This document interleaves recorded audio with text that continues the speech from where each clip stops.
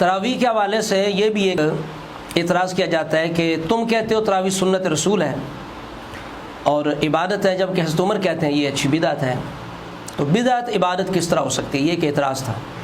سب سے پہلے ہم الزامی طور پر یہ کہیں گے کہ اگر ان لوگوں کے نزدیک بدعت اچھی ہو ہی نہیں سکتی، جو بھی نیا کام ہو، بدعت کا معنی چونکہ ہے نیا کام جس کی سابقہ زمانے کے اندر مثال نہ ہو، اگر ایسا نیا کام کہ جس کی پہلے مثال نہیں ہے، وہ چاہے اچھا ہو چاہے برا ہو، یعنی شریعت اس کو پسند کر رہی ہو یا ناپسند کر رہی ہو، ہر حالت میں وہ بدعت یعنی گمراہی ہی ہے۔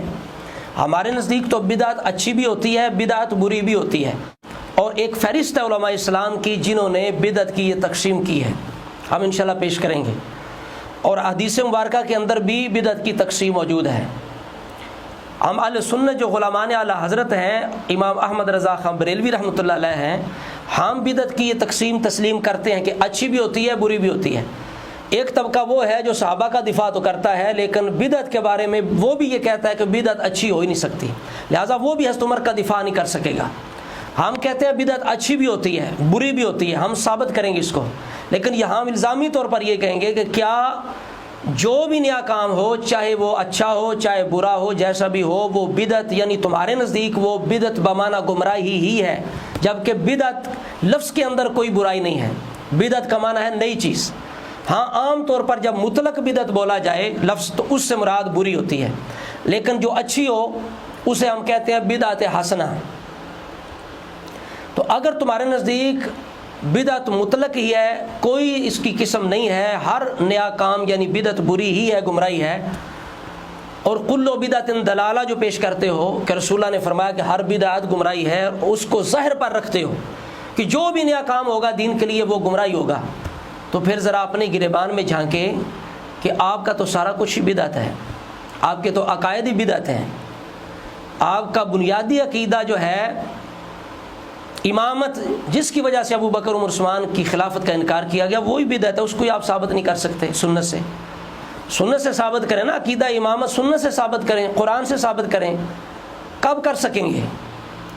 اور محرم الحرام شریف کے اندر عبادت اور محبت اہل بیت کے نام پہ جو کچھ کیا جاتا ہے، یہ زنجیر زنی ہے، یہ سینہ قوبی ہے، جتنے اعمال کیے جاتے ہیں، کیا یہ سنت سے ثابت ہے؟ کس کی سنت ہے؟ رسول اللہ کی سنت ہے، ائمہ اہل بیت کی سنت ہے، کہاں یہ ثابت ہے؟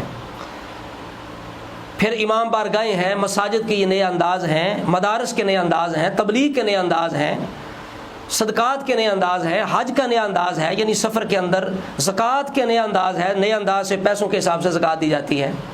کیا یہ سارا کچھ اسی معمول اور اسی طریقے پر تھا رسول اللہ کے دور کے اندر؟ تو یہ سارا کچھ جو نیا ہے دین کے نام پہ جو آپ کرتے ہیں، محبت اہل بیت کے نام پہ کرتے ہیں، اور جو خارجی گروہ جو اہل سنت کو بدعتی کہتا ہے، میلاد النبی کو بدعت کہتا ہے، جشن میلاد النبی کو بدعت کہتا ہے، اس سے بھی سوال ہے کہ کیا یہ سارے تیرے جتنے کام ہیں یہ سنت سے ثابت ہیں جو میں نے گنوائے ہیں؟ یہ مساجد کا انداز، یہ تبلیغ کا انداز، یہ علم دین کا انداز، یہ آپ کا لال رومال، یہ اوپر جناب وہ پٹکا سا، یہ سارا کچھ سنت سے ثابت ہے؟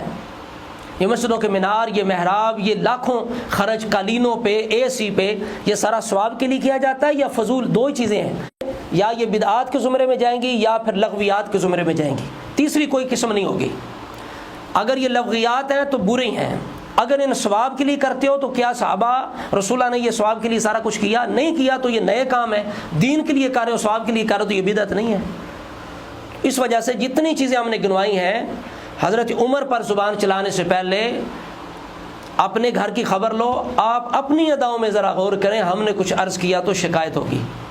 پہلے ساری چیزوں کو سنت سے ثابت کریں، قطعاً نہیں کر سکیں گے، کبھی نہیں کر سکیں گے، تو یہ سارا کچھ کیا ہوا؟ نئے طریقے ہوئے، یعنی بدعت ہوئے۔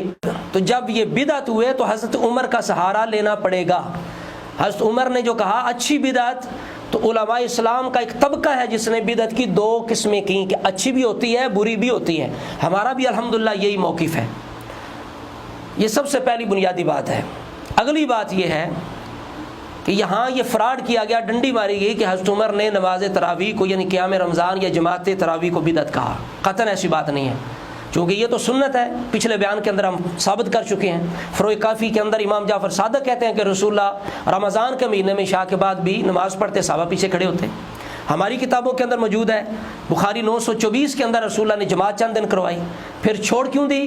فرمایا مجھے خطرہ ہے کہیں یہ فرض نہ ہو جائے، انی خشیت ان یفرض علیکم، کہیں فرض نہ ہو جائے، اس لیے چھوڑ دی۔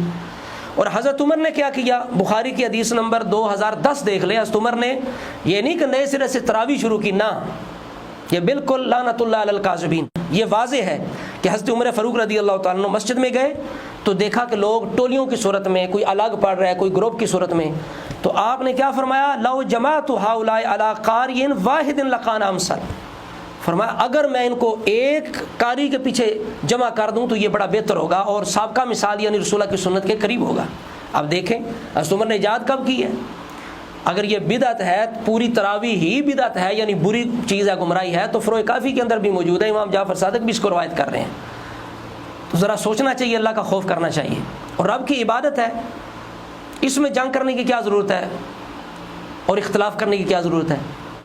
اور اس سے اگلی بات یہ ہے کہ اگر اتنا حضرت عمر کا کرنا، کسی کو پابند کرنا کہ لوگوں کو نماز تراویح پڑھاؤ، اگر یہ برا کام ہے، بدعت بمانا برائی، گمراہی ہے، ہم تو اسے اچھی بدعت سمجھتے ہیں، اچھا نیا کام ہے، اور انشاءاللہ آپ کا بھی گزارا اچھی بدعت قبول کرے بغیر نہیں ہوگا۔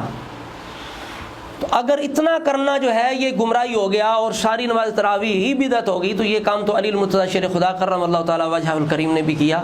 سنن الکبریٰ بہقی کے اندر بھی موجود ہے روایتیں، اور مصنف ابن ابی شیبہ کے ہم نے پہلے بھی اس روایت کو پیش کیا، ان ابی الحسنائی ان علی امر رجلا یصلی بہم فی رمضان 20 رکعہ، کہ حضرت علی پاک نے ایک بندے کو پابند کیا کہ لوگوں کو 20 رکعت پڑھائے رمضان کے اندر۔ اور سنن کبریٰ کے اندر یہ روایت ہے، ابو عبد الرحمن سلمی فرماتے ہیں کہ ان علی دعا القراء فی رمضان فامر رجلا بان یصلی بالناس 20 رکعہ وکان علی یوتر بہم، اصلی نے ایک بندے کو، قاریوں کو بلایا اور ایک بندے کو پابند کیا کہ لوگوں کو 20 رکعت پڑھائے، اور خود آپ نے وتر پڑھائے، وتر پڑھاتے تھے۔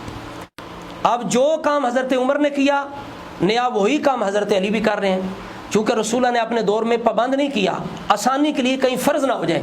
اب چونکہ فرض کا خوف نہیں تھا تو صحابہ نے کہا کہ رسول اللہ کی تمنا پوری ہو جائے، تو اس وجہ سے یہ الفاظ جو حدیث کے بخاری شریف کے اندر یہ اسی طرف اشارہ کرتے ہیں جو حضرت عمر نے کہا کہ لکانا امثل، یعنی یہ زیادہ مثل ہے اور زیادہ افضل ہے، چونکہ یہ اچھا طریقہ ہے، اجتماعیت بھی ہے اس کے اندر، اور رسول اللہ نے چند دن پسند بھی، یعنی کروا کے پسند بھی کی، پھر فرض ہو جانے کے خوف سے ترک کر دی۔ اب دونوں چیزیں پائی جاتی ہیں، جو سیرت عمر ہے وہی سیرت علی۔ اب اس سے اگلی بات یہ ہے، لوگ کہتے ہیں جو کام ابو بکر عمر عثمان کریں وہ اچھا نہیں ہوتا، ہم وہ نہیں کریں گے، ہم تو سنت رسول پہ عمل کریں گے۔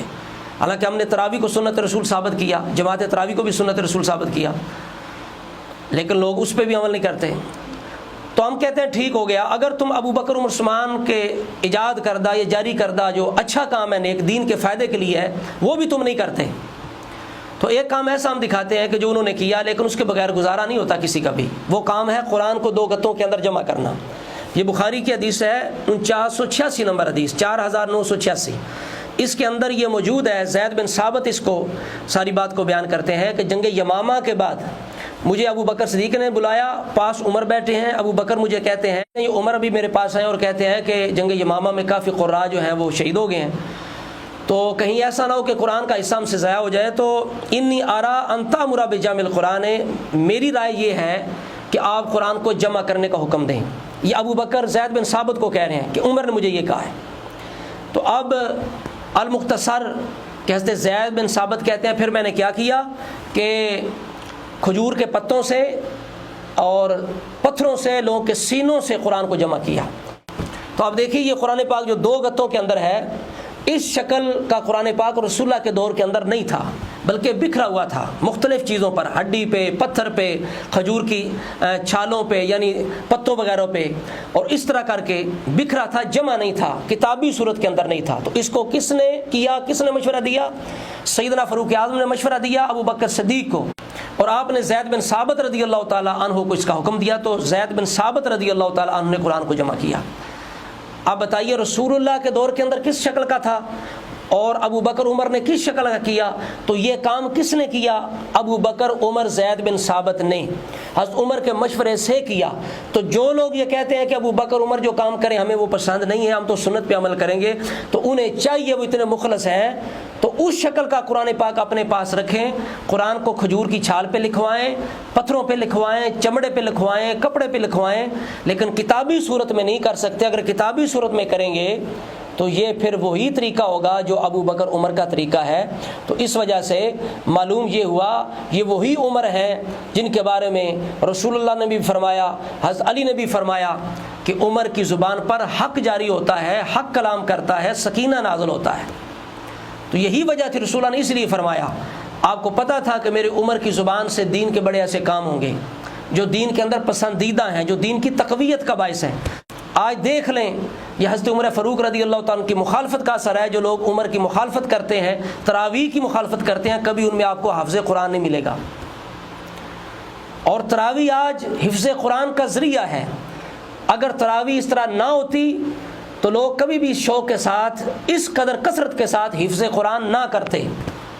تو آج اس کثرت سے اگر حفظ قرآن ہو رہا ہے تو تراویح کی وجہ سے ہو رہا ہے، اور اس کا ثواب انشاءاللہ قیامت تک سیدنا فاروق اعظم رضی اللہ تعالیٰ عنہ کو ملتا رہے گا۔